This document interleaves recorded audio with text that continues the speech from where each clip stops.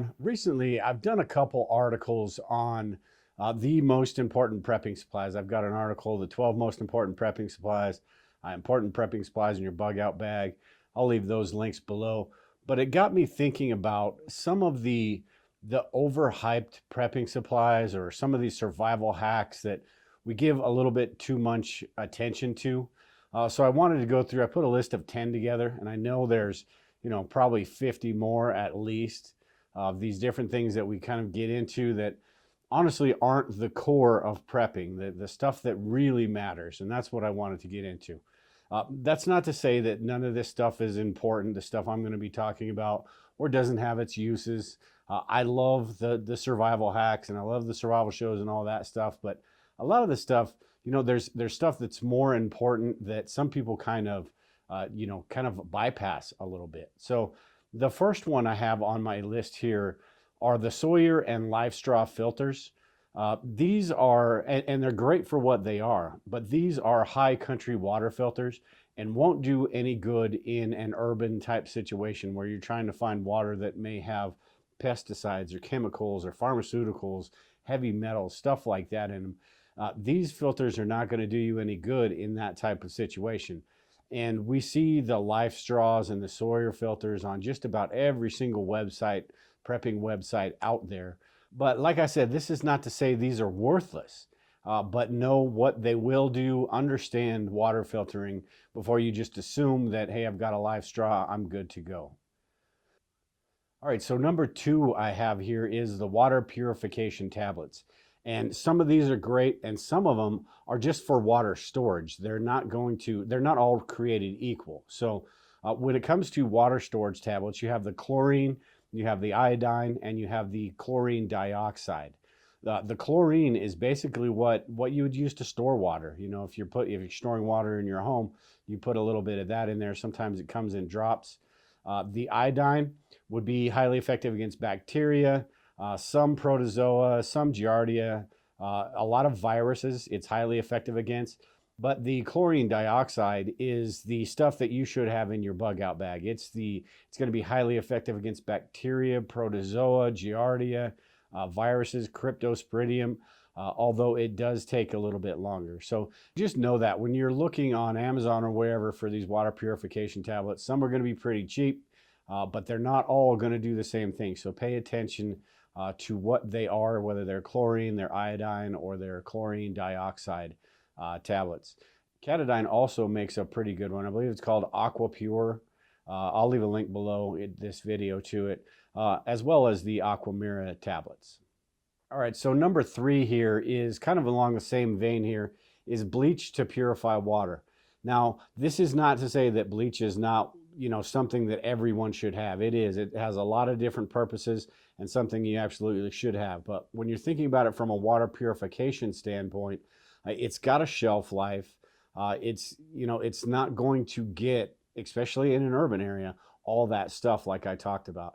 Bleach is mainly used for that water storage, so that water doesn't grow that, the mold and the bacteria, especially if it's influenced by light or something like that. So while it will work, a better option, if you're going to think about that or go that route, would just be the pool shock. It's got a really long shelf life. It's got one purpose, so you buy a little bit of it and you don't have to worry about it. But the bleach, there's just so many different things you could use that for. I'm not sure that I'd want to depend on that for water. Plus, there's just a lot of other options for water anyway. All right, number 4 here is cordage from a 2-liter bottle. And I love Creek Stewart and I love all these survival shows, but this to me just doesn't seem very useful. I could see in some situations where it may be, but in a survival situation, just have some paracord. I mean, have some cordage on you. In a survival situation where you didn't have any of that stuff, you would have to make the jig to actually get this, to make this cordage out of a 2-liter bottle. And that would be a pain in the butt in itself, making this jig right. You could find that you didn't set it up right or it's not doing it right. The cool hack, but just have some cordage. That's kind of my thing. So number 5 here is there's way too much focus on the cool gadgets and all of that stuff when it comes to prepping, because we like the smaller stuff, we like the multi-purpose stuff. So there's just no end to all the gadgets there are. And some of these I actually like. But, I've seen people that have complete kits made up of just the gadgets and stuff.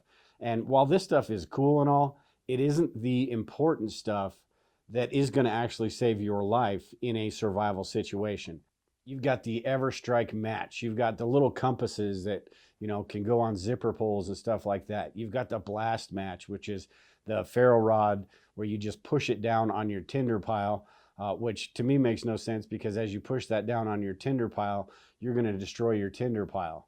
So I guess my whole point with this is there's no reason to reinvent the wheel. We've got all this stuff, this tried and true stuff that has worked throughout history or the last century or whatever.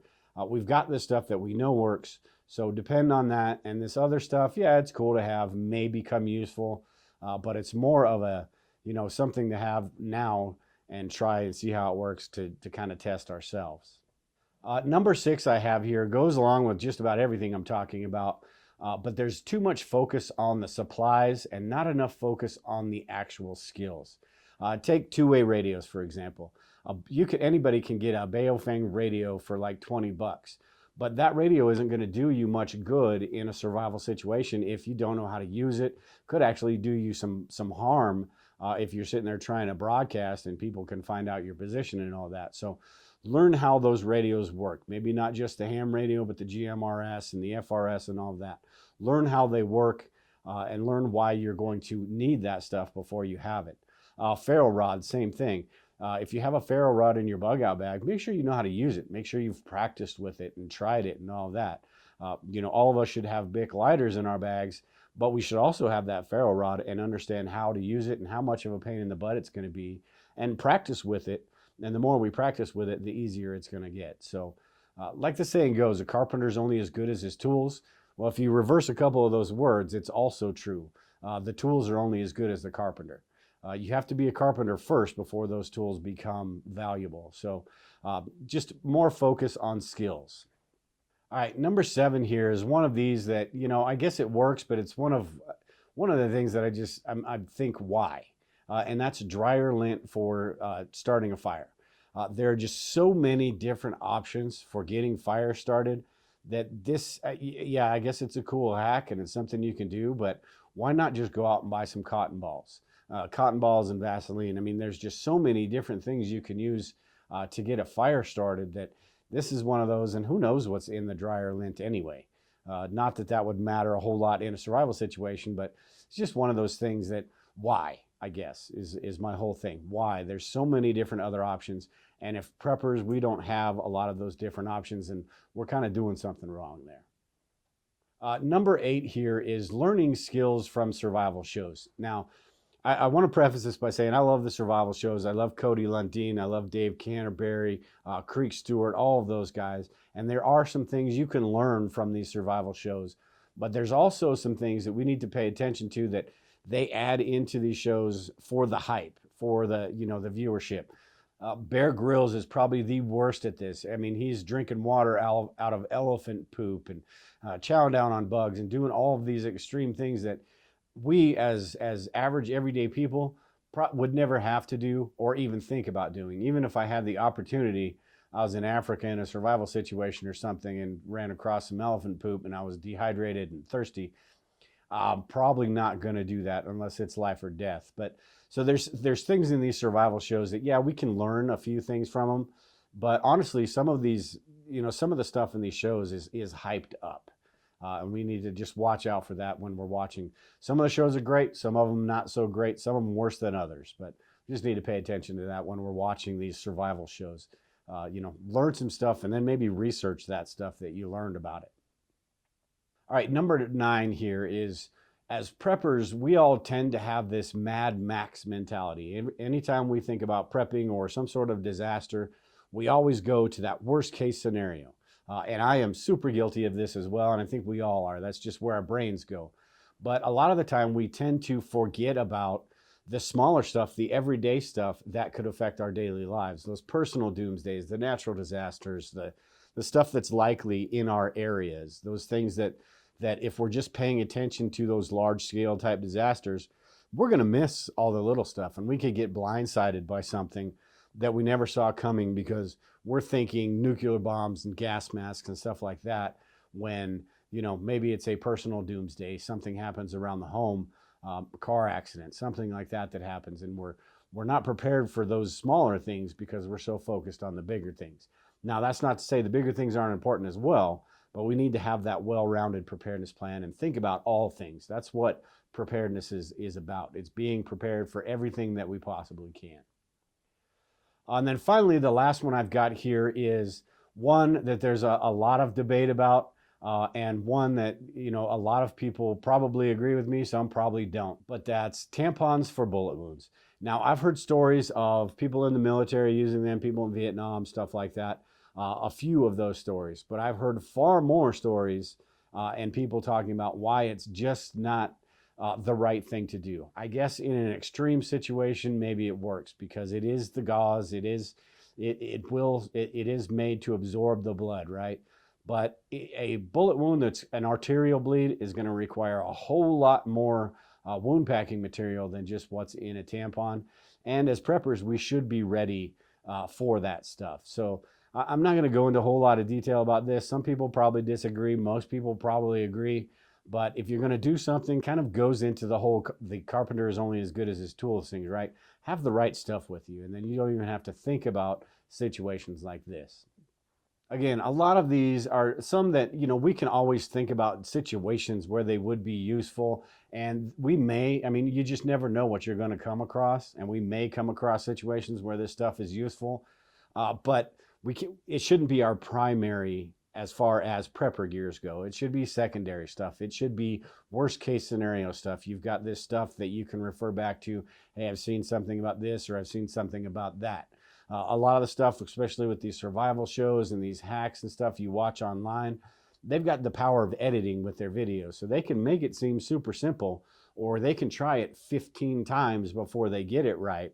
And you're not going to know that. You're going to see that, oh, look how easy that was. So just a lot of stuff that looks really easy, but if we're going to try those out, make sure we're actually trying those out, not just grabbing that, you know, that ever strike match or whatever, throwing it in our bug out bag. Try it out, see if it's going to work. I've had a couple of those, and a month later, they don't have any fluid in them anyway. So just have that Bic lighter, that ferro rod, that fire starting material. With the dryer lint, make sure you know how to make char cloth and have those cotton balls, or, you know, whatever. There's just a lot of different things you can do. So, and the main thing with this, my main point with all of this is the skills are going to be more important than any of this stuff. The skills are going to make those supplies even better. They're going to make them more useful, and they're just going to make you as a person, it's going to increase your survivability a lot more than some of these gadgets, these gimmicks, and all of that stuff. So if you have any ideas or thoughts on other gimmicks or supplies and stuff that get overhyped, or these prepping hacks that are just kind of cool to know but a little bit ridiculous, leave a comment below. Like I said, I'll leave the links to the articles I talked about in this video.